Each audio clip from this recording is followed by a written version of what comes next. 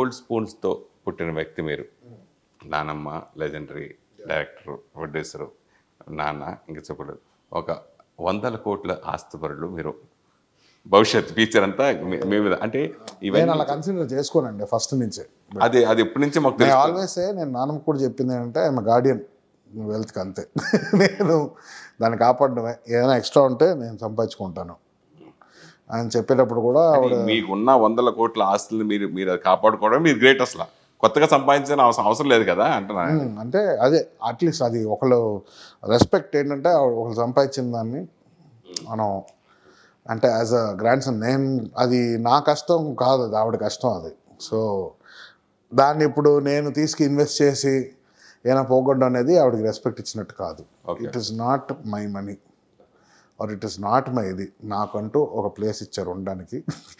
నాకంటూ ఇంత ఇప్పుడు నేను ఎడిటింగ్ అవి మానేసి యాక్టింగ్లోకి వచ్చినప్పుడు ఇన్కమ్ ఏం లేవు కాబట్టి అప్పుడు నాకు కొంచెం పాకెట్ మనీని హెల్ప్ చేయడానికి ఇచ్చారు, నేను సస్టైన్ అవ్వడానికి. అది వాట్ ఎవర్ నా కార్ ఇంతవరకు అది తీసుకోవడం, అదే ఒక పాయింట్ తర్వాత కొంచెం మొహమాటంగా ఉంటుంది ఏమన్నా అడగాలంటే. సో ఇప్పుడు ఐఎమ్ హోపింగ్ ఈ న్యూ వెంచర్ ఇక్కడ నుంచి ఎడిటర్గా యాక్చువల్లీ నేను ఫస్ట్ నుంచి అనుకున్నాను కదండి, డైరెక్షన్ రావంటే ఐ నీడ్ మల్టీమీడియా హెల్ప్ అని. ఎందుకంటే ఫస్ట్ యానిమేషన్ నేర్చుకుంటుండే, because I used to like Aladdin ఈ సినిమాస్ అంతా. First I want to make animation films మాట, లైక్ మనకు అదే ఇప్పుడు వస్తాయి కదా టాయ్ స్టోరీ లాగా. సో నేను 3D యానిమేషన్ నేర్చుకోవాలని దాంట్లో చేరాక ఎడిటింగ్ సాఫ్ట్వేర్ అలవాటైంది, ఒక చిన్న అడోబ్ ప్రీమియర్ అని. అది నాకు ఇంట్రెస్ట్ ఎక్కువ వచ్చేసింది. అండ్ దెన్ చాలామంది చెప్పారు editing is very key for a film అంటే, ఇంకా అది నేర్చుకుంటూ కూర్చున్నా. అక్కడి నుంచి one led to the other. అలాగే నానమ్మ కోరిక మేరకు నందిని నర్సింగ్ హోమ్ సినిమా చేశారు. ఆ సినిమా మంచి అప్లోజ్ వచ్చింది, మంచి హిట్ అయింది, రెస్పాన్స్ కూడా బాగుంది. ఆ తర్వాత చేస్తున్న కొన్ని డిసప్పాయింట్ పరిచినా కానీ ఊరంతా అనుకుంటున్నారు షార్ట్, అది కూడా ఓటీటీ ఫిల్మ్ కూడా మంచి రెస్పాన్స్ వచ్చింది. ఓటీటీకి వచ్చింది. ఓటీటీకి నటుడిగా ఓటీటీకి పాస్ అయ్యారు, స్క్రీన్లో కూడా ఫస్ట్ నందిని నర్సింగ్ పాస్ అయ్యారు. ఎందుకు నటన ఆపేయటానికి? ఇంకా ఆపలేదండి నేను, ప్రస్తుతానికి నేను బ్రేక్ వచ్చింది అంతే. దాన్ని నాకు నా మెంటల్ హెల్త్ని నేను మొత్తం అంటే కొన్ని డెసిషన్స్ తప్పు డెసిషన్స్ తీసుకున్నాను. సో వాటికి ఏంటంటే అవన్నీ సరిదిద్దుకోవడానికి to come back to square one. మళ్ళీ అంటే యాక్టింగ్ వెళ్ళేసరికి నా బ్రెయిన్ కొంచెం, నాకు ఏంటంటే మైండ్ కొంచెం కరప్ట్ అని చెప్పలేను, కన్ఫ్యూజ్ అయిపోయాను నేను. ఓకే, ఒక technician life is very straight forward. ఒక పని ఇస్తారు, పని డెలివర్ చేయాలి. ఏదో తిట్టుకుంటే నేను డైరెక్టర్ తిట్టుకుంటాం, అయిపోద్ది, ఒక రూమ్లో అయిపోయింది. ఇప్పుడు ఒక హీరో యాక్టర్గా వచ్చేసరికి it is not easy for any actor to face the world అండి. ఎందుకంటే actors first of all very sensitive, that's how they can, వాళ్ళ అంత యాక్టింగ్ పర్ఫార్మెన్స్ వచ్చే సెన్సిటివిటీ వల్లే, because they respond to every emotion. So being an actor you need to be sensitive.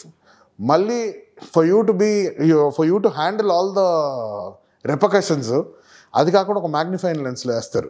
మనం ఎప్పుడు ఏం slip అవుతామని వెయిట్ చేస్తుంటాం. ఓ హీరో అంటే ఇలా డ్రెస్ వేసుకోవాలి, ఇలా చెప్పులు వేసుకోవాలి, ఇలా షూ వేసుకోవాలి, ఈ ఒకటి ఉంటుంది. మళ్ళీ ఇవన్నీ నాకు కొత్త అండి. నాకు ఫస్ట్ అంటే నేను ఒకటే అడుగుతాను, నాకు యాక్టింగ్ చేయడానికి నాకు డబ్బులు ఇచ్చి స్క్రీన్ మీద బాగా కనపడడానికి కదా, బయట ఎవరు ఇస్తున్నారు? పోనీ మీరు నాకు పాకెట్ మనీ ఇవ్వండి, ఎవ్రీ మంత్ 1 లక్ష కొత్త బట్టలు కొనుక్కొని వేసుకోండి. బయట I want be free and ఒక సర్టన్ వేలో మాట్లాడాలి. యాక్టింగ్ సినిమా కన్నా బయట ఎక్కువ చేయాలి. So I don't think I could sustain that too much. సో నాకు అర్థం అవ్వలేదు. సో దాని తర్వాత వన్ ఆఫ్టర్ ఒక సినిమా మధ్యలో ఆగిపోవడం, ఇవి ఎలా ఈ పాలిటిక్స్ ఎక్కువ ఉంటాయి మధ్యలో. సో అది డీల్ చేసే లోపల ఏంటంటే అది అంతా ఒక హరిబరిగా వెళ్ళిపోయింది ఫస్ట్. ఇందులో నందిని నరసింహం ఊరంతా 2 films that released, decent response.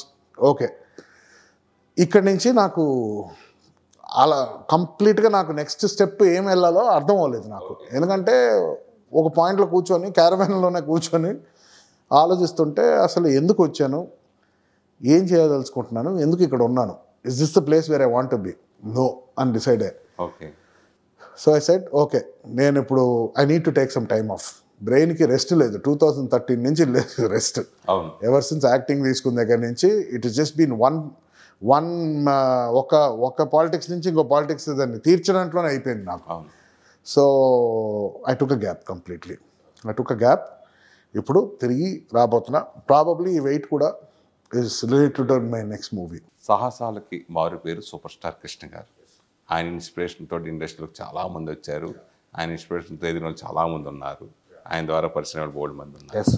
So Krishna గారిలో మీరు ఆయన ఇన్స్పైర్గా తీసుకున్న అంశాలు ఏంటి అని మిమ్మల్ని అడిగి. నాకు కృష్ణ గారిలో నచ్చిన క్వాలిటీ స్ట్రైట్ ఫార్వర్డ్నెస్ అండి. ఒకటి బాగాలేకపోతే బాగాలేదు, లేకపోతే అసలు ఏదైనా మొహం మీద అడిగేస్తారు అంటే దట్ ఈస్ సో గుడ్. అంటే ఆ టైంకి గుచ్చుకుంటుంది కానీ but you will always prefer ఒకళ్ళు మనతో ఇలా మాట్లాడితే మనకు నిజం తెలుస్తుంది. కప్పుకొని వెనకాల మాట్లాడడం కన్నా ఇది బెటర్. సో అదొక స్ట్రైట్ ఫార్వర్డ్నెస్ నేర్చుకున్నా. అంటే నానమ్మ also use to be straight forward, but కొంచెం ఆవిడ కొంచెం పక్కన వాళ్ళు కొంచెం హర్ట్ చేయకూడదు, కొంచెం సెన్సిటివిటీ. కృష్ణ గారు అయితే స్ట్రైట్ ఫార్వర్డ్, ఆయన టైం వేస్ట్ చేయరు. ఆయన అదొకటి. అండ్ ప్లస్ ఆయన హెల్త్ చూసుకునేది ఆయన ఈ చిన్న పాయింట్స్ అంటే ఎట్ ఎనీ గివెన్ పాయింట్ అదొక్కటే అండి మనకు సిగ్గు. నాకైతే సిగ్గు చేయటం. ఎందుకంటే ఆయన ఆ ఏజ్లో కూడా he was doing his yoga, oil pulling చేస్తారు అండ్ వాకింగ్ చేస్తారు. Very strict diet. తినేది అంతే, ఇంతే అని తింటారు. That was amazing. అంటే ఆ డిసిప్లిన్ సూపర్ స్టార్స్ ఊరికి అవ్వరండి. లాక్ చేసుకున్నారు. యా. అండ్ ఆయన మెమరీ పవర్ ఒకటి. ఈ రిమెంబర్స్ ఎవ్రీథింగ్. ఏ టాపిక్ వెళ్ళినా కూడా కృష్ణ గారికి ఆయన మరి ఇవన్నీ ఈ సెటప్ చిన్న సెటప్ వచ్చి తెలుస్తుందా అంటే అన్నీ తెలుసు ఆయనకి. ఆయనకి ఎలిఫెంట్ మెమరీ అయింది. సో ఆయన డైరెక్షన్, నటుడు, నిర్మాత ఒకటి కాదు అన్ని ఆయనలో ఒక అంటే అవన్నీ ఒక డిఫరెంట్ బ్రీడ్ అండి. అవును అవును. అంటే ఆయన మీరు ఫాలో అవుతారంటే ఏ అంశాన్ని ఫాలో అవుతారు? నేను అంతే ఈ మూడు చెప్పాను కదండి. ఇప్పుడు నెక్స్ట్ ఆయన డిసిప్లిన్ వస్తే మటుకు I think I'll be in a very different position. అదొక్కటి. ఆయన డిసిప్లిన్, ఆయనలాగా స్ట్రైట్ ఫార్వర్డ్గా ఉండే ఆస్కారం కూడా రావాలి. అంటే మనకి ఒక స్టేటస్ ఉంటేనే ఎవరిని వింటారు, లేకపోతే తీసి పక్కన పడేస్తారు. So I want be in such a position in life where మన వల్ల ఇద్దరు ముగ్గురికి మంచి జరిగినా happy, but I want to have that power where I can do something for people. ఆయన ఎంత స్ట్రేట్ ఫార్వర్డ్ అంటే మీ జర్నలిస్ట్కి ఏ సినిమా సార్ బాగుంది sir, super sir, response sir అని వాళ్ళని ఉత్సాహపరచడం కోసం మామూలు చెప్తూ ఉంటాం. మేము రాసేది వేరేగా ఉన్నా కానీ కలిసినప్పుడైనా చెప్తూ ఉంటాం వాళ్ళని పొగట్టడం కోసం. అట్లా ఓ సినిమా రిలీజ్ అయితే ఆ రిలీజ్ రోజు మన్నాడు వెళ్ళా, సార్ కంగ్రాచులేషన్స్ అండి. ఏంటంటే కంగ్రాట్స్, దేని కంగ్రాచులేషన్? సినిమా లేదు, సినిమా ఫ్లాపు ఉండని చెప్పి 5 గంటల ఫోన్ చేసి ఎంత ఉంది మ్యాట్ని కలెక్షన్ ఎంత ఉంది సార్? 200. ఇదిగో ఫ్లాప్ డిజాస్టర్ కలెక్షన్ డైరెక్ట్ ఎదురుకుంటే చెప్పండి నాకు. ఆయన అమ్మ ఈయన దగ్గర ఎప్పుడు అబద్ధం ఆడకూడదు, మనం ఎప్పుడు బాగుండకూడదు.